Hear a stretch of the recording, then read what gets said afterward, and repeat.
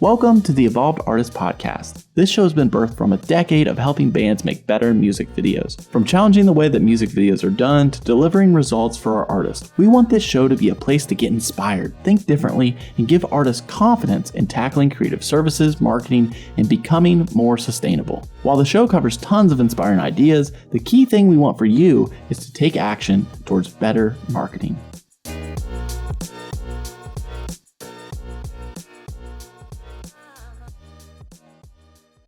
All right, hello everybody. Welcome back to the show.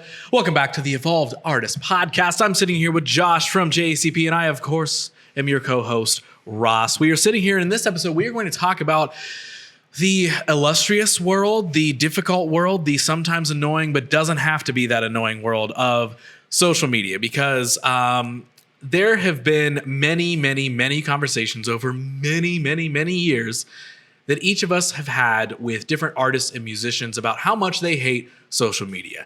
I think in this episode, we are going to focus on why you could learn to love social media and why it's not as difficult as you want to think that it is. There's a ton of different directions we can take this. I know we've got some main points that we want to hit, but I think one of the biggest things that I always talk to people about with social media is, why are you using it? Understanding the purpose. And let's eliminate the we want to get the likes, we want to get the views, blah, blah, blah. I personally believe that if that is what you're chasing on social media, you're always going to be disappointed. Because what happens when you get that first 100 likes? Well, then that's not good enough. We want 500 likes. Then you get the 500 likes, and then, well, no, 500 isn't good enough. We should have 1,000 because this band has 1,000, or this band has thousands and thousands, or this artist gets these comments, and whatever it is. So when you're trying to chase that metric side of things, I think it's a never-ending game of always wanting to try and one-up what you used to do. Not from a growth standpoint, but from just more so an annoying yourself standpoint. A standpoint of always feeling like you are not good enough. And always comparing yourself to the next biggest band that went viral on TikTok. And you're saying, why can't we do that, even though we're doing the exact same methods? I think a lot of learning to not dislike social media as much, because yes, it can be annoying, but learning to not dislike it as much starts with that why, starts with that purpose. And it really comes down to, what story are you trying to tell with your social media? Are you trying to give people a glimpse into your band, into your life as a musician, into the way that you're creating things, why you're creating things, why you wrote that song? There's so many different things we can dig into, but I think the main point is you don't have to hate the game of social media. And when you can figure out even the multi-levels, and I know we're going to dig into this, but digging into the multi-levels of different forms of content. You've got your main content, kind of a medium content, and then breaking it down to micro content, and how the phone that's sitting in our pockets can be the thing that helps you deliver on all of this.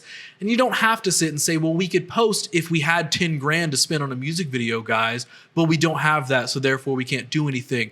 We don't have a new song to release tomorrow, so we don't have anything to talk about.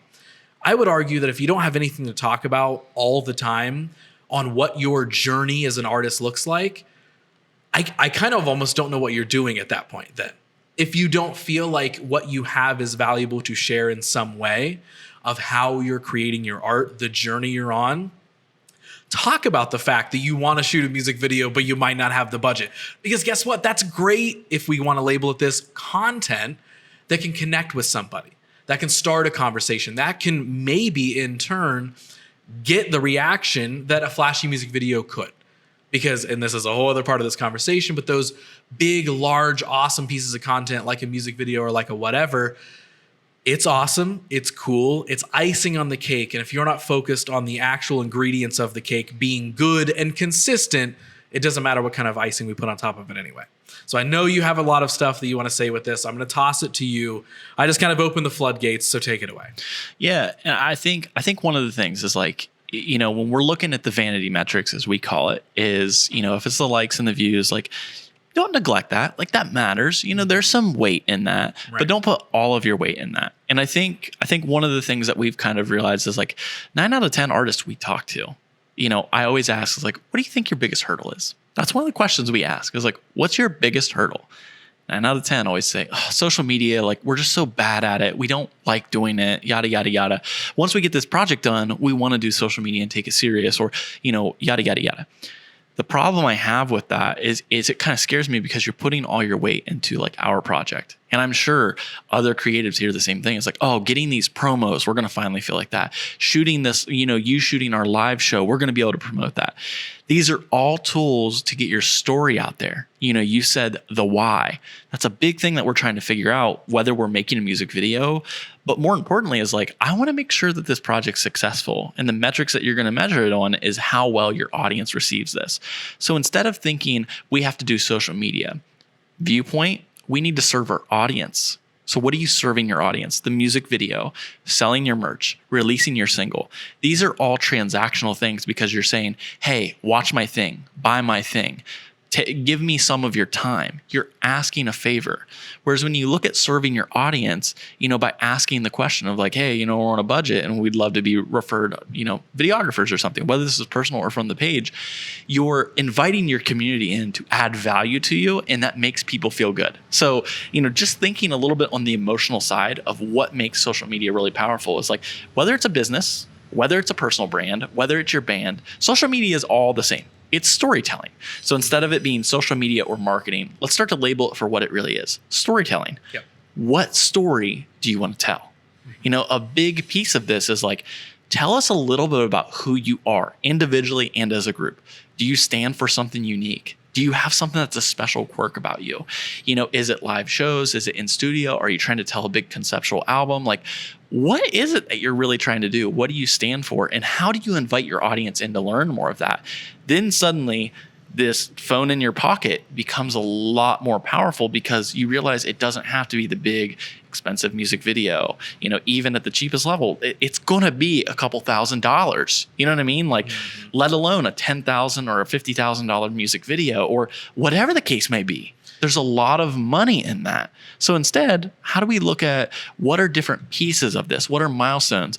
And then what happens when you start to share, hey, we're writing or we're recording with so-and-so, or we're getting this thing done, or, we're just really stumped right now, or, what does our community want? And when we're breaking away from the trends, we're also not just feeding the algorithm, but we're telling our story. And let's say the likes don't work. Let's say the views aren't up there.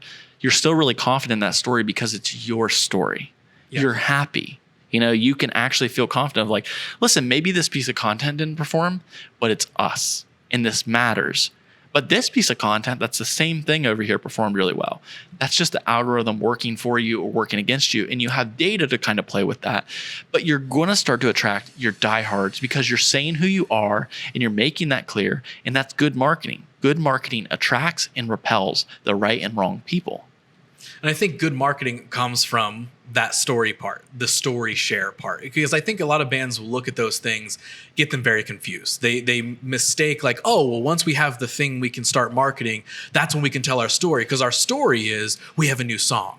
That's not your story. Your story is, why do you make music? What are you up to today? That's why quite literally Instagram stories exist. That's why, short form stuff like TikTok exists. That's why all of that stuff has been pushed in that direction, is because people do, whether it's used in a good way or a bad way, people do love to have a glimpse into what is this person up to right now. Yep. And the amount of conversations when it comes to the content side of things that I've had with bands over the years, where they're like, well, we need a photographer to come in and take new promos for us, or new live shots, or we need a photographer to come take photos at our practice or whatever. That's all cool. I'm not saying you can't have those things documented in very cool ways. There's value in having those things done. But I don't think you have to wait, or I don't think you should wait until you have those things to then be like, okay, now we can start telling the story. You already said it. We all have a phone in our pocket with a camera that can document anything.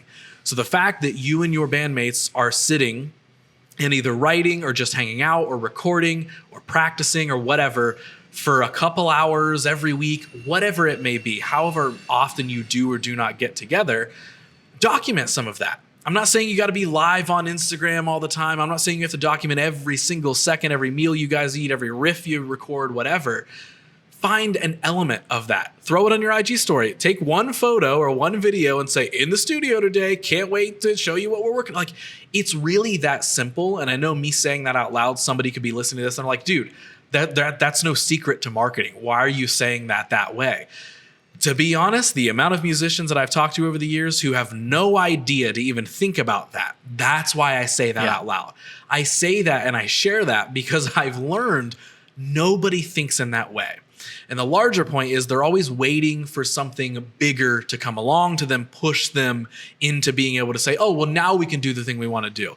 Not to trail off and let my life coachy side come out, but can I talk about the be, do, have thing with this? Absolutely. I think this 100% pertains to this. Because yes, I think it goes hand in hand. And I know we're talking about marketing and social media, but I think this absolutely goes into how you market yourself on social media, how you uncover that why, that purpose, what you want to share on social media, and just sharing in general. So the example I gave is like a lot of bands will sit and be like, well, once we have the big music video, then we can start doing and implementing that really cool marketing that we want to have. And then we can finally be the cool band that we think we can be and that we want to be. So no, we know we can get there. We just got to have the big things first.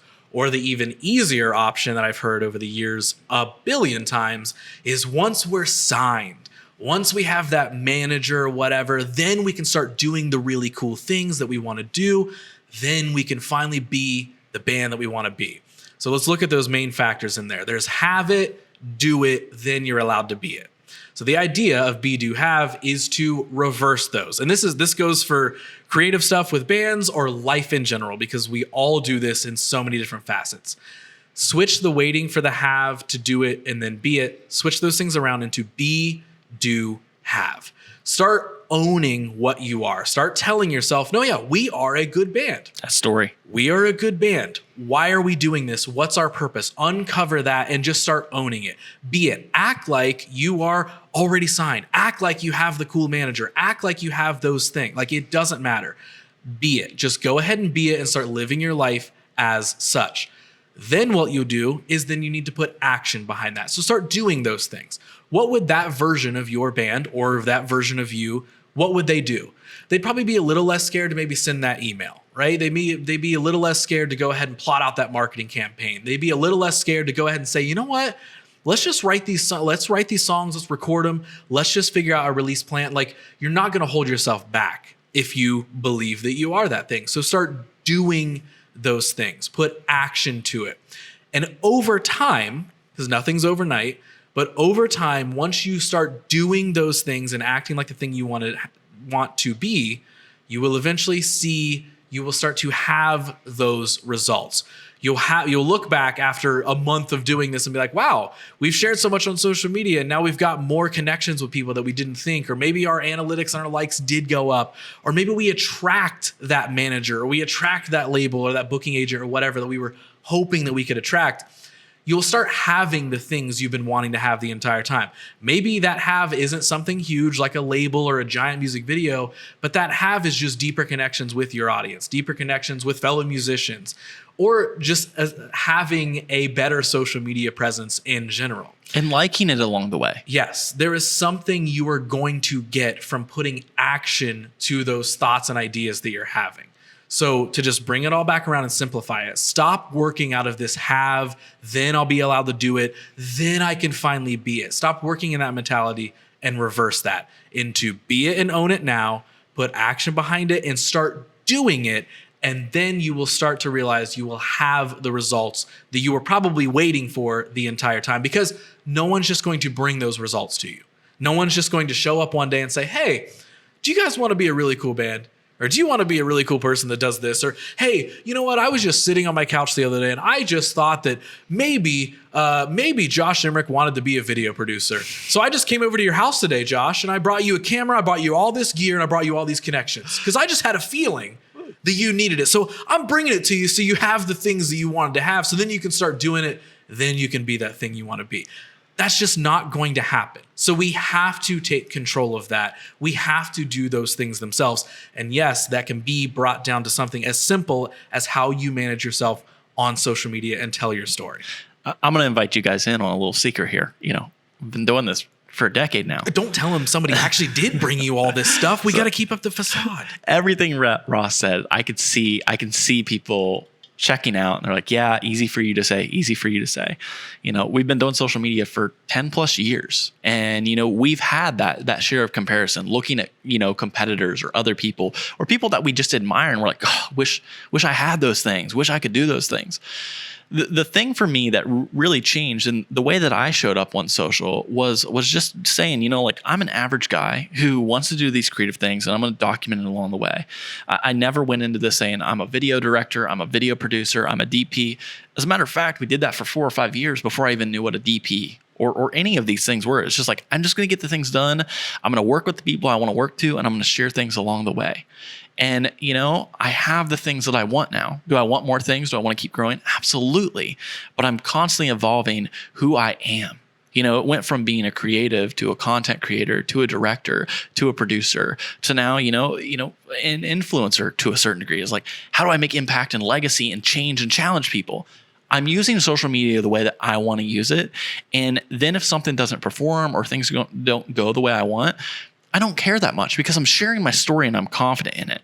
And I promise, what we're saying here is it's just about taking action more than anything. But before you take that action, the hardest part is just zooming out. Especially in a band, it's like, this doesn't have to be just from the band page. And also just to really zoom out, like your brand, when you're building your brand, it's not about just how you show up on all the trendy social media, but how you play your live show and interact with your fans face to face. This is consistency across the board. What you're saying in your music videos and your lyrics on stage, interacting with people day to day in your community, that's all marketing. That's all your impression. And your actions in all this is what makes the impact and leaves kind of like the impression that you want to achieve. So when I look at my career, when I look at your career, we've put in a lot of action. We've become different versions of ourselves, then followed that action, and then had the results that kind of show up for that. And, so often when people reach out to us now, it's like, I'll ask on early calls, like, why do you think that we can solve your problem? Or why is it that you're choosing to work with us? Say they've worked with other videographers or they've never worked. I like to know because I'm just genuinely curious. But a lot of times it's like, it seems like you guys care. It seems like you guys have something to say. Or the artist you work with say these things about working with you and we're friends with so-and-so. So that impact, when we're working with people on a phone call, that's marketing. The way I make someone feel after they talk to me, that's marketing. Suddenly, when we start to think about our impact a little bit bigger, the hardest part with this, figuring out who you are, but then mapping that into content or mapping that out into things that you can pull action on. So like trends are great, but it's like maybe you just want to do a sick riff and you want to be more entertainment based. If you look at our social media, it's like, I love education. I love teaching. You do too, but you're also more fun and more entertaining, in my opinion. So to me, it's like, it's realizing what are your unfair advantages, what are your unique points, and fully embracing that. Don't just be the B version of your favorite artist or your favorite things. Like, great, take some inspiration from it, but own it. Who are you and how are you going to show up for your audience? And how's that going to make your audience feel? And what's your audience going to do based on that? Mm-hmm. When I think when we're looking at it through that lens of, especially the comparison lens of like, oh, I'm looking at my big favorite bands and I'm trying to figure out like what are things that they do that I think are cool and that I like and cool. We're going to implement that into our marketing campaign. There's kind of this thing in marketing that's like you can be different than, similar to, or worse than. Realistically, you could try to be better than, but that's probably the worst way to approach building your marketing or building your branding or whatever. Like, sure, shoot for the moon, aim for all of that, like awesome. But what you'll probably often find is if you try to be better than whatever big band that you're looking up to, no, we can be a better version of that. Well, you're probably going to be a worse version is what you're going to do because they've already established that they've got it under control, right? You can be similar to, which is fine, but then you're not really setting yourself apart and you're going to get immediately compared anyway.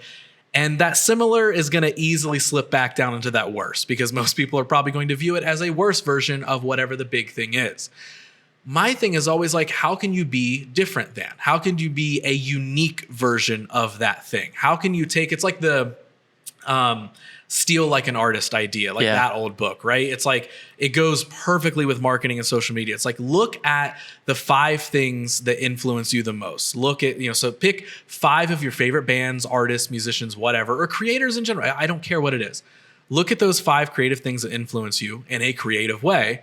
And pick one thing from each of them. Then after you pick one thing from each of those things, you effectively ball it up into something new for yourself. It's not like, oh, I'm stealing this from this and I'm trying to be that version. You just said to not be the same as them. It's not about that. It's taking an element of what they do and then remolding it and reshaping it and adding it to another element of something else that you find interesting.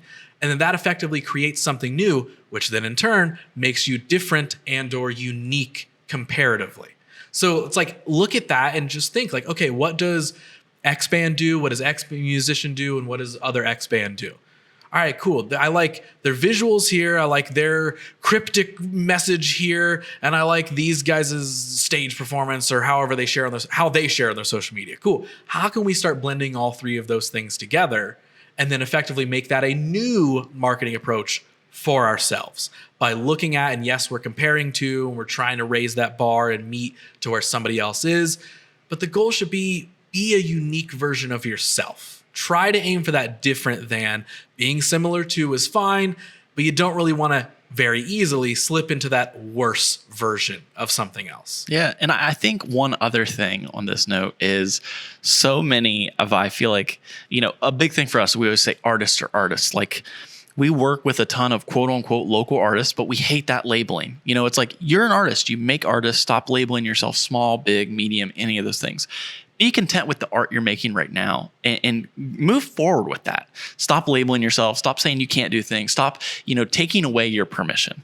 But more importantly is like looking at, some of the biggest brands, working in the marketing industry outside of bands. Big companies are constantly trying to find ways to feel small, to invite audience in, to make it feel really human. And smaller artists are trying to feel bigger all the time. So a lot of times we're like, we need to put out all the shiniest, most flashy, most bulletproof pieces of content. I think the biggest thing is just inviting your audience in. One of the things is like, oh, it's so easy for you. You've built this, you always are putting out content. Well, it's like, I get ideas, and when I get ideas, I put action behind them. Literally just making some action happen starts to develop a habit. It starts to remind me, right now I'm making a piece of content. Do I care how it performs? Absolutely not. I'm just, is it Gary Vee that calls it documenting? It's like, just document your process along the way. People want to join on the journey. It could feel educational. It could feel entertaining. It could just feel like, I just feel like I'm getting a peek inside this world and it feels special to me. Like, just make your audience feel special by telling your story. Like, that's so easy. And even think about it of like, think of your favorite band. What do you want to see from them?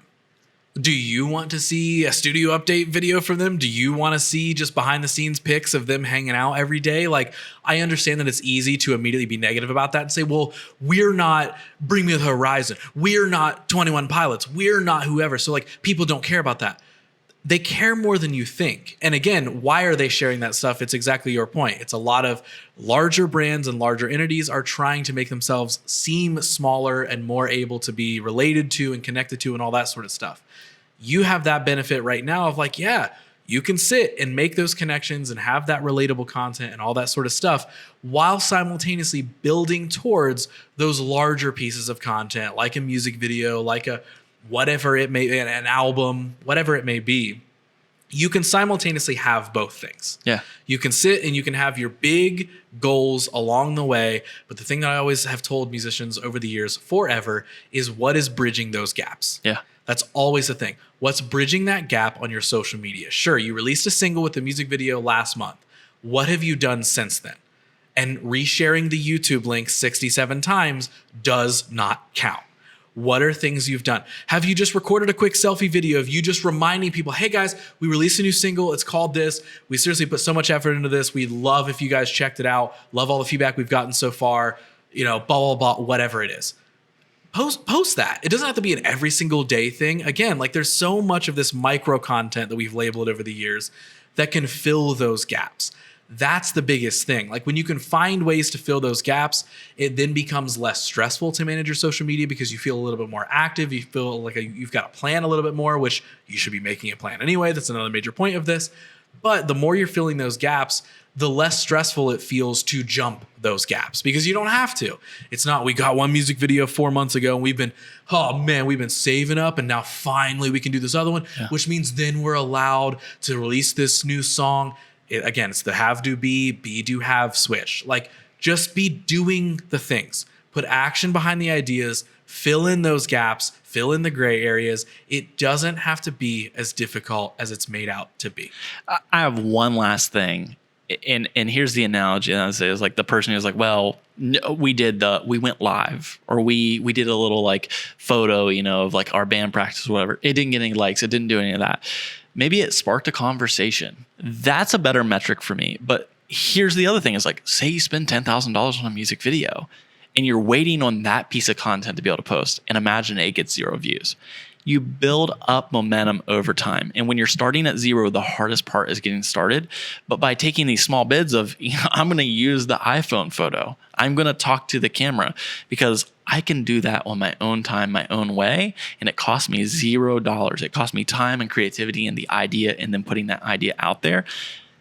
Selfishly on our side, we know that if your social media is already really healthy, then suddenly this music video, I'm going to be a lot more like, listen, I do think that you can afford to spend more money because it's not going to be wasted. It is going to have a return on investment because you've already been building up all of this brand equity. And now when we release this, it just sweetened it a little bit more, and it makes every other piece of content more consistent, a lot stronger, and a lot more successful. Yeah. And the biggest word to wrap all of that up in is consistency.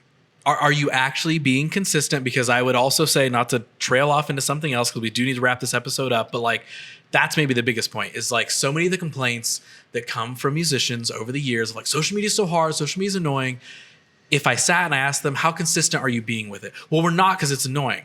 Okay, that's not an answer. How consistent are you being? We're not being consistent because we don't know what to do. Okay, let's slow down and step back. Like you were saying earlier, let's zoom out. What could you start doing? Make a list of things that you could start doing, ideas big to small, then reverse engineer that and just start making a plan to start doing that, because it's everything that you just said. If you're not being consistent with your social media already, doing that one big thing out of left field, like some awesome music video or whatever it may be, you haven't done the legwork to get people prepared for that, or to even have enough eyes to then care about the music. It's not just going to be like, again, once we have the big thing, then we'll get all the things that we want to get. You have to be putting the work in up until that point. You need to be consistent with your social media. And I don't mean consistent as in posting 10 times a day or any of that sort of stuff. Figure out what consistent means to you, but then put action to that idea. It's great. I love it.